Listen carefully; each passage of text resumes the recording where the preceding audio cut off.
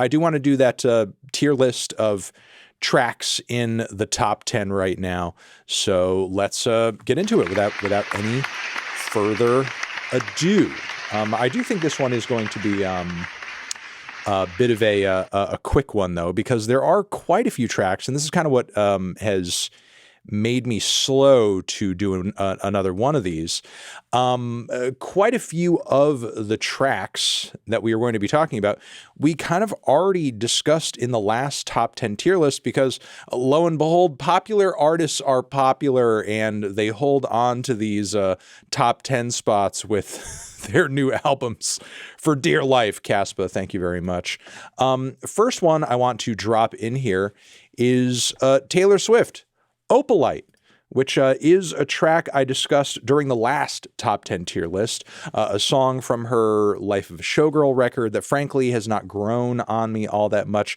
In fact, what little I liked about it, I feel like has grown off me a little bit. I don't like that it feels so derivative of Fleetwood Mac, I would say. I think it's got boring verse syndrome. Despite the fact that it is a single, I do think it is legitimately one of the most uninteresting songs on the record. And I gave it a D the last time we talked about this as far as tiers, and I will continue to do that because I think it is a disappointingly mid song. There you go. And I should also note, Opalite previously, when we did one of these segments, was not a number one hit yet, had not hit number one. But Taylor Swift, through, the Taylor Swift mechanics and gassing the single up and doing a single sale campaign and so on and so forth, ended up bringing the song up to number one. It peaked at number one. And then immediately after the campaign stops, it drops back to number 10. So it's very funny what the Taylor Swift machine can do in a matter of a week. When she just wills for it to happen and drives her most obsessed fans to just buy a thing just so she can get the gratification of having received a number one. Not because the song was good, not because the song found a new audience. We just found a way to game the sales by drawing more money out of our hardcore obsessed fans. So that's why it peaked at number one and dropped back down to number 10 as soon as it stopped. Another, though I will say, a recent addition to the list is Mr. Harry Styles, who has numerous tracks from his new full-length album trending in the Hot 100 right now. But I do think it says something that only this track and one more are holding spots in the top 10 right now. Aperture, as I've discussed with The Fate of Ophelia, is not only a very solid single, but, I think continues to do well, not just because of that single push, with it being the first song to be presented from an album, but also it is the first track on the record, too. It is the first track that will be streamed from the album, regardless of if somebody finishes the record or not.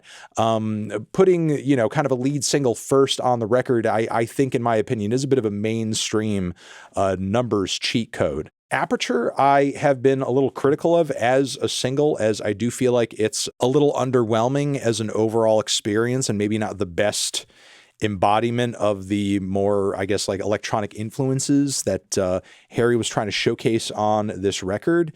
But I don't know. I think it's one of the more respectable songs for sure. And it's not like the electronic influences, the dance influences on this record get that much better from here. So, I mean, I guess this is kind of like a prime example of what Harry was going for on this album, I suppose you could say. I feel like it's an okay single. I could put it in the C tier. Fate of Ophelia, that I just mentioned. Let's see. Last week was at number 9, climbed up to number 8. So a very slight increase in its presence in the top 10. Yes, that Taylor Swift industrial complex is still in full effect. I feel like this is one of the better tracks on Life of a Showgirl. It's a great opener. It's got a great beat, very whimsical instrumentation from Max Martin and all that. Really, I think the more I sort of ponder it, I think like the best song on the record, if not just like in the top two. I still think it's like a B tier track. I still like it. I feel like it's one of the few songs on the album that really deserves a spot, but still, I do think its continued success is also owed to the fact that it is the first track on the record. And there are a lot of Taylor Swift fans who are still putting the album on and listening to the whole damn thing. Still holding on, still standing strong in the top 10 is, of course, Golden. Huntrix, K-pop Demon Hunters. I threw this in the C tier last time, and I'm still pretty much feeling that way about the track. It's not one of my favorite cuts from K-pop Demon Hunters. It does have a very impressively sung lead vocal, but as far as like pop music, it's not really what I'm looking for. It's very overproduced.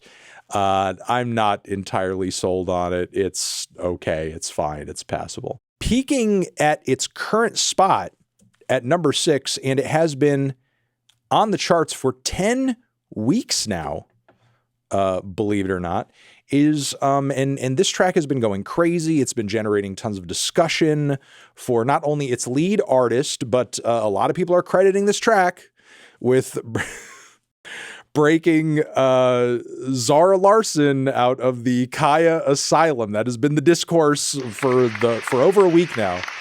Is the stateside remix, PinkPantheress, which I'm really happy to see in the top 10, not only because I think it's a great track, killer production from Pink, very catchy song. I like the cute lyrics about meeting somebody who's from across the ocean, so on and so forth. But I think the addition of Zara on the track is very good. It's one of my favorite pop songs that has been trending as of late. And I would very handily put this in the A tier. I think it's a very good track. I think it's one of the coolest songs that has been popping off lately. And I'm really excited to see Pink continuing to grow, because she's been a consistently I would say, like, since she became really a TikTok phenomenon, at various levels, she has been flirting with like mainstream appeal and success. And I feel like that's just becoming more solidified with the gradual growth that we're seeing with each new project and each new single. And what I'm loving in addition to that is just how much that consistency, I think, is contributing to a career that is not going to, because, we see this all the time with artists of different stripes and different genres, where you have a hot moment, you have your 15 minutes, and maybe the follow-up record sucks. Maybe you don't have another hit single, so on and so forth. I feel like Pink is like really becoming, I wouldn't say too big to fail, but like too big and too consistent to just like kind of pop and disappear. I feel like she really is becoming like somebody who is going to be sticking around for quite a long time. And in a lot of ways, at least like just on the musical side, because I know that there are a lot of pop fans that like, really emphasize artists who bring the stage show and bring choreo and so on and so forth. But when it comes to the music, PinkPantheress is the total package. She's singing the tracks, she's producing and putting them together and structuring them and everything. Obviously she has collaborators and things like that contribute great stuff to her music, and collaborates with other producers too, not just other pop artists and singers. But, she really has been doing it all. And if she had to, could continue to do it all on her own. Obviously, this is not the highest peak that this next song has been at, but it's at number 5, and it's still holding very strong in the top 10. It's going absolutely nowhere. You know it, you love it. It's Ordinary. You've never heard this song? Consider yourself lucky. It is kind of like if the Lumineers did an Imagine Dragons song with like some Christian vibes exuding from every direction off of it. Number 4 is also Harry Styles, but on this occasion, it is for the song American Girls, which when I talked about on his new record was a track that to me musically feels a lot like a song that I think could have been on his last album, frankly. but maybe like with some slightly more electronic production. I find the lyrics on this track to be really annoying, frankly, maybe even pandering, I would say. Actually, I think I did say pandering in the review, because I do think the lyrics on this track are pandering. It's like Harry is like writing directly to the exact audience of people that he knows is going to be kind of consuming this song. And regardless of what the actual intent of his words are, the story that kind of like inspired it, on another level, I know he understands how his hardcore fans are going to be interpreting it and taking the lyrics at their surface level interpretation, which personally I just find to be really annoying as a songwriting process, especially for an artist of his size and potential talent. Like, he doesn't need to write songs this way, and yet he does. I would put it in the D tier. Bruno Mars is our number 3 artist, because I Just Might is a song that was commercially successful upon release, and it is staying strong in the top 10 as Bruno Mars's new record. The Romantic is not really doing too hot broadly in the Hot 100. I mean, he has more songs trending than Taylor Swift does currently, but I mean, the next closest song is Risk It All, though that's not bad. That's at number 12. But then he drops immediately down to 67 with God Was Showing Off and Cha Cha Cha and Dance With Me. So there's not a whole lot of songs holding super strong in the Hot 100, or sort of the top 50, I want to say, right now. I do get the appeal of I Just Might, though. It's kind of a fuzzy, fun, amped, groovy, disco-influenced anthem.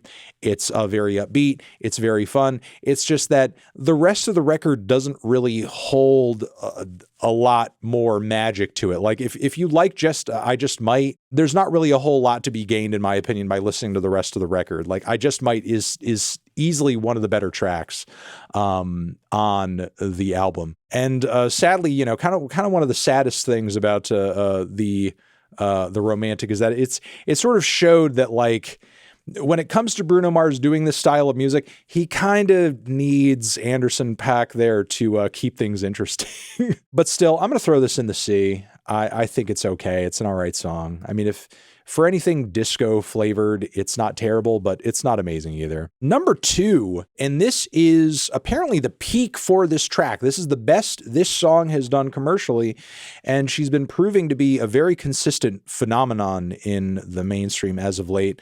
You Know Where You Love Her. We had lots of praise for her in the last stream. That is Olivia Dean, Man I Need, which we found to be, when we listened to this track live on stream the last time we had a discussion around the top 10, it to be a very, I guess, like refined, catchy, sweet combination of pop and soul, very reserved as far as like energy and vibes. It's not like a super passionate, over the top soul track or anthem or anything like that. It's very popified, but still tasteful and enjoyable. I put this in the B tier last time, but the interesting thing, and I would like feedback about this from chat, in the wake of the song continuing to do as well as it has, I've been seeing like a weird increase in Olivia Dean hating on a handful of things, hating on the idea that she's kind of just pining for a man on the track,